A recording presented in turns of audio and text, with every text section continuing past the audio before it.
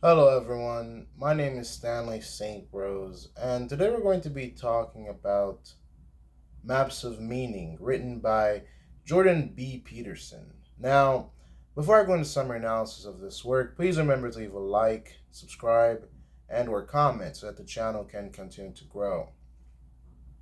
Now, Maps of Meaning by Jordan B. Peterson is a very interesting book.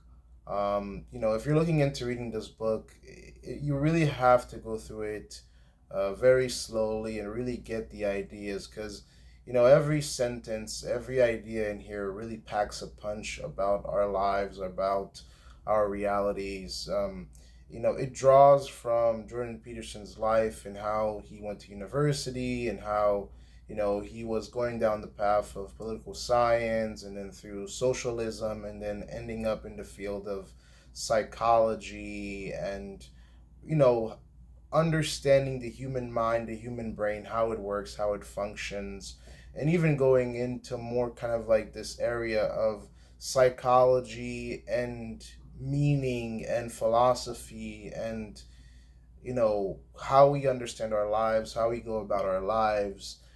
This book is called Maps of Meaning, and while reading this book, one thing that you're going to get is this idea of, well, where does meaning come from? How do we define things? When we're thinking about morals and values and ethics, where do they come from? And this book really asks some tough questions. Jordan Peterson within this book, he's asking questions such as, why does evil exist? Where does it come from? And how do we deal with it? How do we overcome it? How do we face the unknown and what's known? And how do we fit within culture? And the walls in which that we exist, how we try to exist while knowing that the unknown exists. And he draws from a lot of thinkers. He draws from religion and mythology, and he asks a lot of questions about life. This book has a lot of diagrams and a lot of examples of how the human mind works, the human brain works. Um, Everything from the general aspect, from the big questions to the small questions. This book really makes you think about them. The book talks about this concept of, you know, the reality that we live, um, how we fit within it, and how we build um, concepts and ideas, and how we build walls, and how we fit into circles that we live within. So one thing that this book really brings to light is the idea of myth, history, religion, and psychology. It really puts them all together, trying to answer a question of where does meaning come from, and how do people live within um, you know concepts or constructs, or how do we define things. And religion, for the most part, this is one idea that this book really brings to life, is that religion for the most part has been the moral compass for a lot of people. Religion has defined meaning for a lot of people, especially Christianity, because Christians, I'm a Christian, and within the Christian concept, we always look at Christ, we always follow Christ. Christ is the perfect example to follow, to be like. Christ is the Savior. He's the centerpiece. He's what we look at. He gives us meaning. He gives us life. And within the Christian concept, and within the Christian belief, when you're looking at concepts like that, you're not struggling for meaning. You're not trying to define the world, or you're not having an existential crisis, because the Bible, it explains everything. It explains, it gives you an answer for existence. It gives you an example of why God created us. It explains why God created us. It gives us examples. It tells us the story of where good and evil comes from. I mean, right off the bat, in the Bible, the Christian religion, it tells you about the tree of the knowledge of good and evil. And that's an idea that Jordan Peterson talks about, evil and good. Um, when you think about the world, there's always this. duality that exists within the world, the good and the bad, the good and evil, righteousness and evil. Every coin has two sides, but it's still one coin. So good and evil are good and evil, but they exist within this realm of you can tell them apart. I mean, in the Bible, you have Satan, which is evil, that's trying to um, go against Christ, which is good and righteousness. And even in the Garden of Eden, you have the tree of the knowledge of good and evil. So this one tree has knowledge of good and evil. So you have this duality that exists, and Jordan Peterson talks about this a lot. And at first when he was young and he was at university, he thought socialism could fix all of the world's problems, right? That if everybody had enough, if everybody was on equal grounds, the world's problems would be fixed. But in terms of philosophy, in terms of deeper meaning, Jordan Peterson, when you think about things like the atomic bomb, when you think about the Holocaust, when you think about the horrors and the atrocities that have happened on Earth, sometimes socialism can give a too simplistic answer to all of the world's problems. And so within this book, you kind of get this idea that Jordan Peterson is searching for answers that politics doesn't give him and that socialism doesn't give him. And um, I guess you could say Carl Jung in his writings and other philosophers gives Peterson a much more um, palpable answer to the meaning of life and where we get meaning from. For most people, whatever religion you come from, usually that governs your outlook in life and what the meaning of life is. Within the Christian religion, again, you have the idea of heaven and hell. Again, this duality comes back, good and evil. It's this battle that all religion at some points talk about this, this idea of good and evil, and how can we confront evil and how can we deal with evil. Peterson, he talks about it within this book that you know that we all can be revolutionary heroes if we have open minds and that we cultivate humility and that we face the evil within. Like, he talks about how all humans have evil within them, and that's a concept that comes from religion. This concept of evil within, that is sin within the Christian religion. That is sin, and how do you confront that evil within? Every religion has an idea or a way to confront with that evil within, or to be good or be righteous. And within the Christian religion, it is through Christ that you confront that evil within. In other religions, there's other things that you have to do to confront that evil within. Because truthfully, Peterson, within this book, is considering, well, how do we change the world and how do we go about that? And do we start with going through it politically? Because at first he was going to go through it politically, and trying to understand meaning and try to fix the problems of the world, or at least try to tackle it. But in his young life, politically wasn't working, socially wasn't working. But when we look at psychology and the maps and meanings of how we construct things, first you have to look at it through the individual. How can we change the individual? And then from the individual, once we can fix the individual, once we can fix ourselves, then we can look at the bigger problems of the world and see how we can tackle those problems. So these are some ideas that come through the book and that we have to think about and ask ourselves.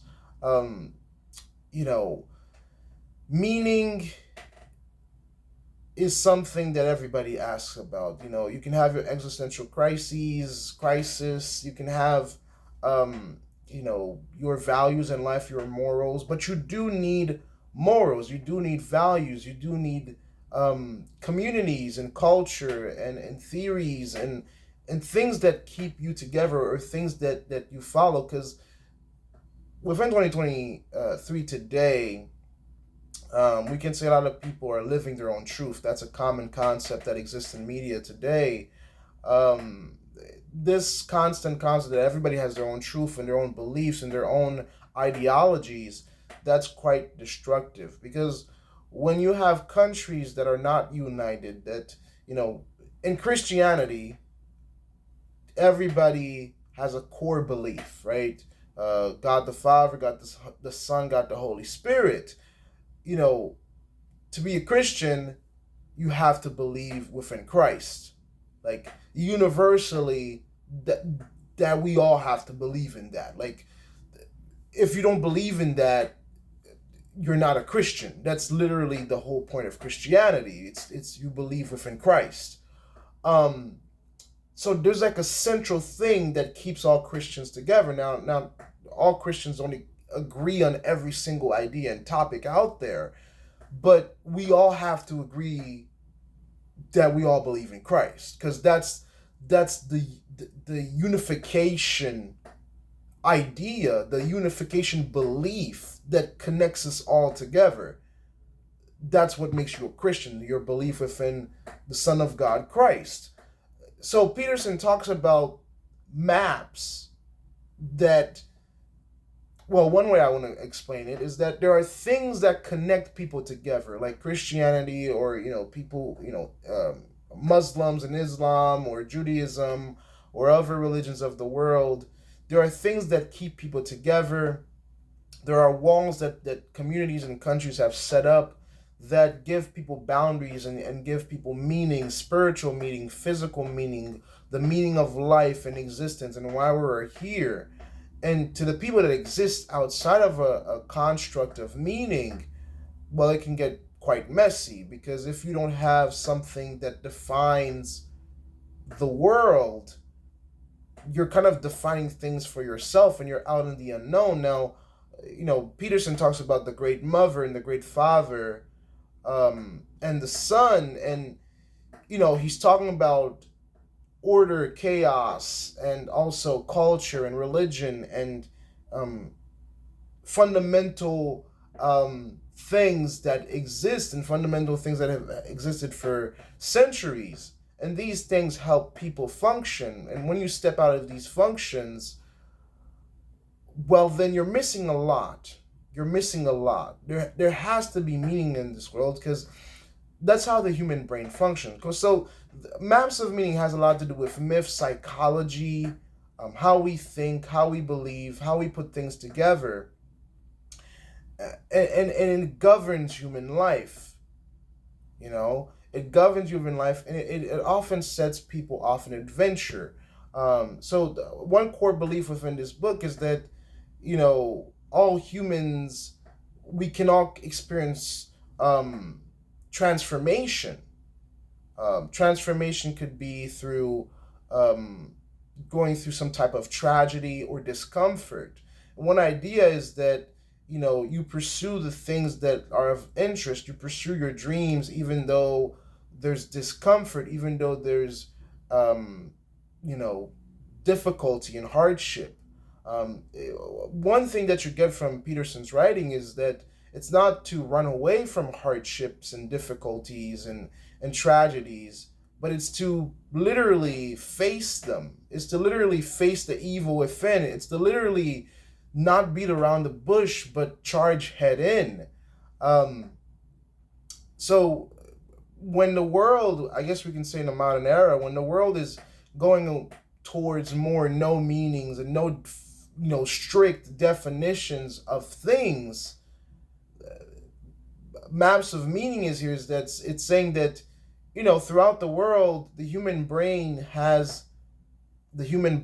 human culture, human reality, we have defined things, we have sought out for meaning, and the religions have given meaning to not just life, but to our existence, but to our realities, and to the meaning of life.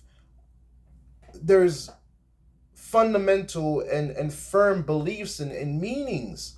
You know, he's saying here that we have to keep an open mind. We have to cultivate humility. We have to face the evil within it and pursue, you know, our dreams or our interests whenever, you know, even though there could be difficulties, even though there could be tragedies.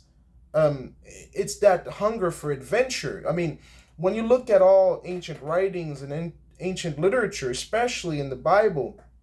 Now, coming from my own background, now what I can say, I can add to this in terms of analysis, in terms of deeper meaning and how I understand this book, is that when you look at the Bible, for instance, there's a lot of adventure. There's a lot of going into the abyss and to challenge and to face those monsters, and you know to not just be weak, because the biblical stories, none of it is weak. All of it is looking at our errors, our faults, our shortcomings, and to look at them in the face and to say, wow, we got to make something out of this, or the Bible points towards Christ, or is that we got to find a way to make our lives better, and the way to do that is through meaning. This idea of not chasing after the things that matter, and not defining things, and not belonging to any type of morals or values, or firm definitions of what life is. It can lead people to depression. It could lead people to nothingness. If you think that the world is meaningless, life is meaningless, we're not going anywhere, everything happened by accident, well, then you're just drifting along. But maps of meaning, it looks at the unknown, it looks at what is known, it's asking questions of how can we define things, how can we fix things, how can we fix ourselves, and self-improvement. Because before we can say, let's fix society, let's fix the country, let's fix the world, well, we got to start with, we got to fix ourselves. So you do get that from the idea of, well, this inner evil that we all have and that we all have to confront. So there is transformation. Everybody can transform. The human brain has always searched for meaning. We love patterns. I mean, just think of it. Humans, we love patterns. We love schedules. We love routines. We love known things. We don't like the unknown. And that's one thing that's kind of very clear here within this book, is that we don't like the unknown, but it exists and we have to face it. We like the things that are known. We're comfortable in the things that are known. That's why people love safe jobs. That's why people don't like taking risks. That's why people want to be comfortable, because we don't like the unknown. We don't like not knowing what's coming tomorrow. We like to know. Think about the Western world. There's insurance for everything: life insurance, health insurance, car insurance, house insurance, apartment insurance. There's insurance for everything because we want to make sure that all of our everything is covered. Everything is insured. We don't like the unknown, but we do have to face it, and we do have to put meaning towards things because we like to be comfortable. And so there's some people that like the walls and that like the structure that exists in religion, that exists in their cultures, that exists in their countries. And for some people, when something doesn't fit within their culture, within their country, within their belief systems, they want to extinguish it, eliminate it, destroy it. And Jordan Peterson does talk about that idea too, because you do have some countries in the past that have, if you're not with us, if you don't believe in what we believe in, then you must be destroyed. You are a threat. You are an enemy. So we do look at these absolute ideas that people have had in the past, and how they've affected lives and countries and society.